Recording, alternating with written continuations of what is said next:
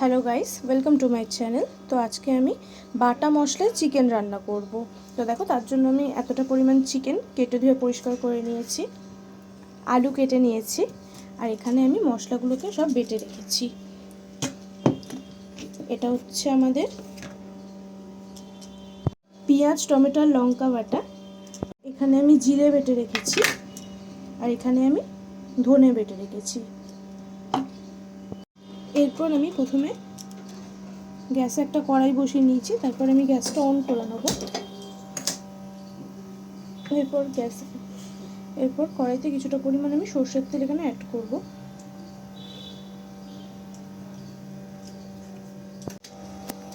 তো তেলটা গরম হয়ে গেছে, এখানে আমি কিছু গোটা গরম মশলা অ্যাড করে দেবো।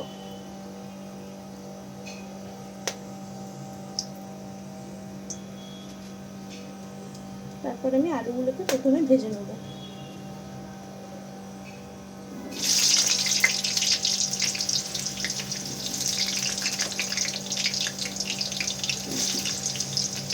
আলুগুলোকে একটু লাল লাল করে ভেজে নিতে হবে।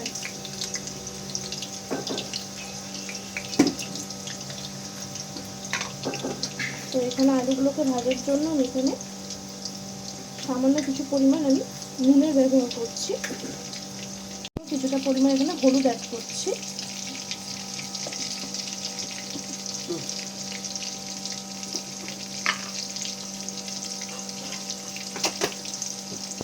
কালারের জন্য এখানে আমি কিছুটা পরিমাণ কাশ্মীরি মির্চ অ্যাড করছি। আমি আলুটাকে লাল লাল করে ভেজে নেব। তো দেখো, আমাদের আলুগুলো লাল লাল করে ভাজা হয়ে গেছে। এবার আমি আলুগুলো একটা পাত্রে তুলে রেখে দেবো। তো আলুগুলোকে আমার তুলে রাখা হয়ে গেছে। এবার কড়াইয়ের এই তেলের মধ্যে আমি পেঁয়াজ, লঙ্কা আর টমেটোর যে পেস্টটা ওটা দিয়ে দেবো।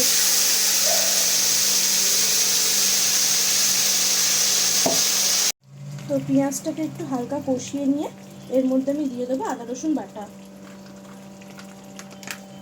আজকে কিন্তু সম্পূর্ণ রান্নাটা আমি বাটা মশলাতেই করব।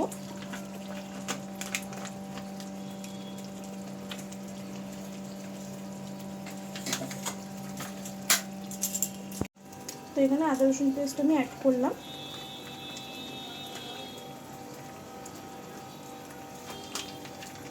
তিন থেকে 4 চামচ মতো আমি এখানে আদা রসুন পেস্ট অ্যাড করেছি। তারপর আদা রসুনের কাঁচা গন্ধটা না যাওয়া অবধি এটাকে ভালো করে কষিয়ে নিতে হবে।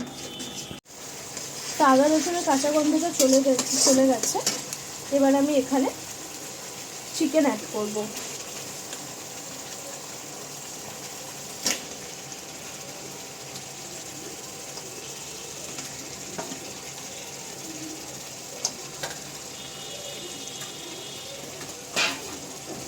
চিকেনগুলোকে ভালো করে আমি মশলার সাথে কষিয়ে নেব।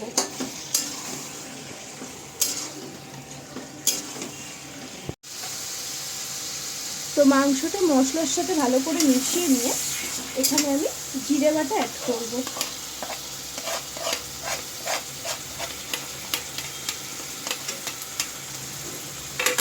তারপর এখানে আমি অ্যাড করব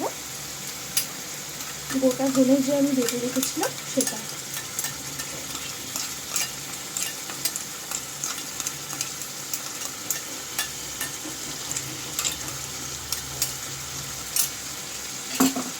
তারপর সব কিছু ভালো করে আমি মশলার সাথে মিশিয়ে নেব।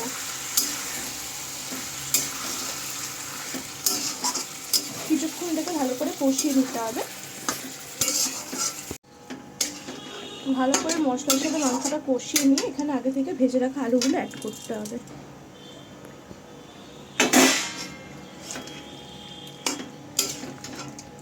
এরপর এখানে আমি অ্যাড করব পরিমাণ মতো নুন।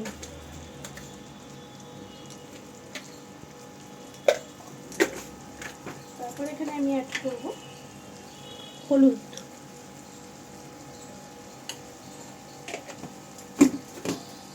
আমি যেহেতু কাঁচা লঙ্কা বাটা অ্যাড করেছিলাম, তাই ঝালের জন্য আমি অল্প একদম লঙ্কা গুঁড়ো অ্যাড করব। তোমরা চাইলে নাও করতে পারো। এরপর যাতে কালারের জন্য আমি অ্যাড করছি কাশ্মীরি লাল মির্চ। তারপর ভালো করে সব মশলা একসাথে আবার কষিয়ে নিতে হবে।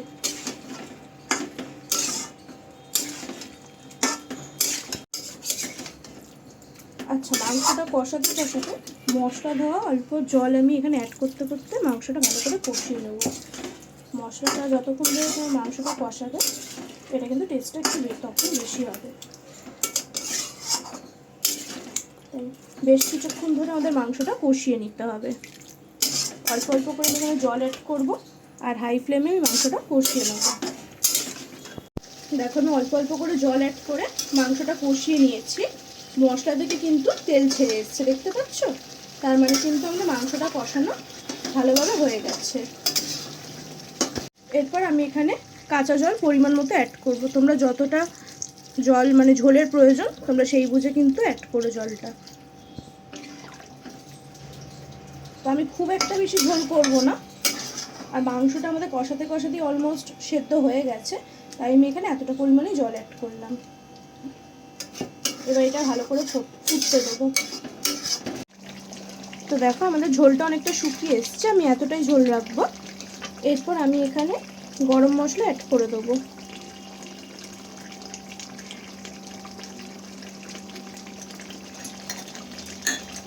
তারপরে ভালো করে মাংসের সাথে মিশিয়ে নেবো সবটা। তো বাটা মশলার এই চিকেনের রেসিপিটা তোমাদের কেমন লাগলো অবশ্যই জানিও। আমাদের কিন্তু চিকেনটা সম্পূর্ণ রেডি হয়ে গেছে। এরপর আমি গ্যাসটা অফ করে দেবো। তো দেখো আমাদের চিকেনটা পুরোপুরি তৈরি। তো তোমাদের যদি রেসিপিটা ভালো লাগে অবশ্যই লাইক, কমেন্ট এবং ফলো করো। তো টাটা।